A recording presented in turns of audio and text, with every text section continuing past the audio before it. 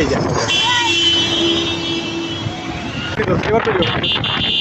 রাজধানী ঢাকার ৩০০ ফিটে হঠাৎ চিৎকার, ছিনতাইকারী। একটি অটো ছিনতাই করে পালানোর চেষ্টা করে এক ভয়ঙ্কর সন্ত্রাসী। পালাতে গিয়ে রাস্তায় ধাক্কা খায় একাধিক পথচারী। গুরুতর আহত হন একজন পুলিশ সদস্য। চারপাশে আতঙ্ক, কিন্তু সাধারণ মানুষ চুপ করে থাকেনি।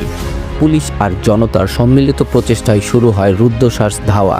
যান বাঁচাতে ছুটে পালাতে চায় সন্ত্রাসী, কিন্তু শেষ রক্ষা হয় না। অবশেষে তাকে ঘিরে ফেলে সবাই এবং হাতে নাতে ধরা পড়ে সেই অপরাধী। দীর্ঘ প্রচেষ্টার পর সেই অপরাধীকে ধরতে সবাই সক্ষম হয়। দেখতে চান পুরো ঘটনাটি কিভাবে ঘটল? দেখুন ভিডিওটি এবং শেয়ার করুন অন্যদের সাথেও, কারণ সচেতনতা পারে আরও অনেক জীবন বাঁচাতে।